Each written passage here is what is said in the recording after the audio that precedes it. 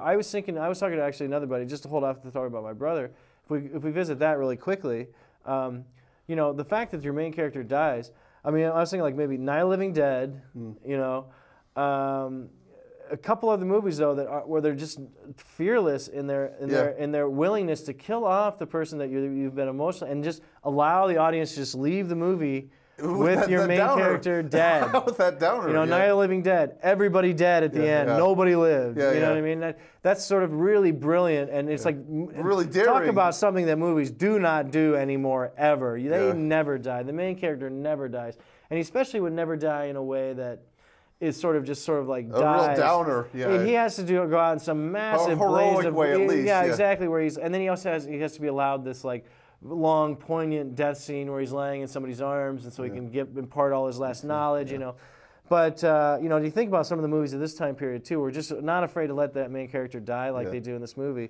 But like I was going to say, my brother said, you know, but he takes the robot with him, you know, because one of the robots he's injured. You think he could at least have left him so they could be buddies. Yeah. You know, there's no real reason for him to. Well, the thing was, Yui was because we were like, well, maybe injured. he needs to help. But I think it was. I think the reason he did that was because he didn't want to die alone. You see what I'm saying? You know? And that also makes him a flawed hero. Exactly. You see what I'm saying? That's really kind of a jerky thing to do. But you're like, why would you take the robot? It's like you could because he lets the one robot tend. Yeah, and the other robot could have helped him out. He could have helped him out doing something, or at least keep him company. Yeah. And you would have these two robots, because what he does is he injects that last pod, and it's just going to go through space forever with this robot. And hopefully someone will find it at some point, maybe. But until then, he's just going to be tending these trees and replanting them when they die, and so on. You know, that was a point. But you could have at least put the other robot in there with him to keep him company while he's going to be taking care of our trees for all eternity. This is one of the reasons why it's such a great movie, because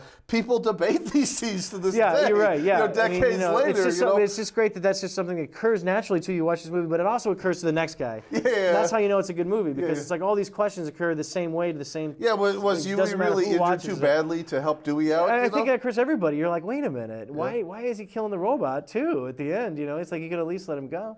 And I think everybody thinks the same thing when they see that. Well, you know, it's interesting because Dern doesn't tell Dewey what's going to happen. No, but the audience kind of figure, you kind of guess it. He's going to kill him. He's going to let that the Berkshire get close enough. Then he's going to blow himself up and take the Berkshire with him. You know? You know, so that the last dome can get away. Right. You know, give them enough time to get away. Yeah. By the way, here's a little footnote on that film. The special effect where they blow up the spaceships. Trumbull had an idea to do it for $20,000, and the writer said, "Hey, why don't you just take a black piece of paper, put a really bright light behind it, open the camera lens all the way, zoom in real fast, turn on the light, and then just shine the light. It'll look like an explosion, a flash, you know, and then slowly turn it off, you know." Perfect. And Trumbull's like, "I don't think that'll work." And they asked him, "How much do you think it'll cost to try it?" He said $2. $2. I'd like to do it. Let's try it.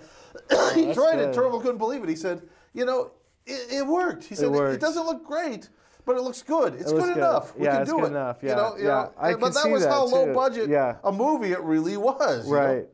You know, where you know, it really was done on a shoestring. No, and they would like I was saying talking about bang earlier, for your buck, you know. Yeah, talking about what I said earlier, they're very successful in creating this sort of little hermetically sealed universe where all these people exist and their problems exist and their problems are real. I think that's set for the film for the geodesic domes. Yeah, they shot in Canoga Park. Okay. In an airplane hangar. Yeah. You know, that wasn't even actual set. I mean, it wasn't even actual studio. It was an airplane hangar. You know. Nice. You know, so how low budget it was. You know, save money, but. That thing was like, I think it was only 40 feet across or something like that, you know? Yeah, you know, not very big. When they're building all those, you know, with the waterfall and the pond. Sure, it's all sort of like decked out in there like a forest. And what they did was they took a picture of the dome, you know, inside with a camera, and then just with a star field in the background. Right. And then they just put that for the background, you know, for the dome. Okay. You know, they took a picture and they just put it up on the thing. Yeah, I know. Just put it up on the wall. They did that. Like they shine it from the back onto a big screen. Yeah. That's how they used to do that stuff. Yeah. Yeah, but it works. It works. It works fine. It works fine. You know. I just gotta say real quick because we're running out of time here, Tyler. Just a couple last thoughts on Silent Running. Yeah. I, for one, just wanted to say that, you know, like I said, I watched this movie last fall. I got very excited about it, and it sort of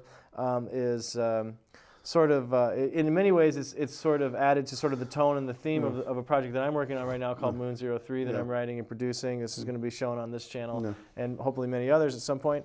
So there's directly responsible artistically in my life, but also that my brother and I watched it, and we decided that my brother lives in Portland, Oregon. I visited him last winter, last February, and we drove up to the Science Fiction Museum in Seattle. And in the Science Fiction Museum, they actually have the last dome that's from Silent Running, Silent Running, from the model. You can see it in the museum because they have a bunch of old pieces of spaceships that have been used in movies. So they have this dome. It's about this big, you know. It's about. They don't have the watering can anymore. No, they just. It's about 3 feet across. Yeah. And it's about this big, and it's about like that, and.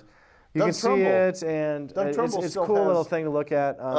Bruce Stern's uniform. I'm sure. But I mean, this is something you can go see if you want to, and that was fun for us to look at because we both had just seen it. Anyway, any quick last thoughts? We just have like a minute or two left. I would like to say, you know, I think of all the endings of any movie ever, this has to be one of the very best. Yeah, absolutely. You know, good ending. You know, a powerhouse ending. You know, I mean. You know, and it's interesting because when they wrote the scene at the end, they couldn't figure out any other way to end it. Right. But when they did it, they just hoped it would work. And at the premiere of the film, actually, the people were, crying at the end. I'm sure. And they stood up and gave the movie a standing ovation. Yeah. And this is the Academy of Motion Pictures and Arts and Sciences that was at the premiere. These are all filmmakers themselves. Yeah. Know all the tricks, and they're like, we haven't seen this before. You know, this was the bar had been raised. So go out and see it if you haven't seen it. That's the show for today. Thanks a lot, everybody, for watching it. This has been Quiet Sprinting, Thoughts on Silent Running, and I've been Al Stroh, and my friend Tyler Smith. Isn't that a lovely music there? Yeah, that's nice. Is it like Dewey's theme? Or? I think it's when he was.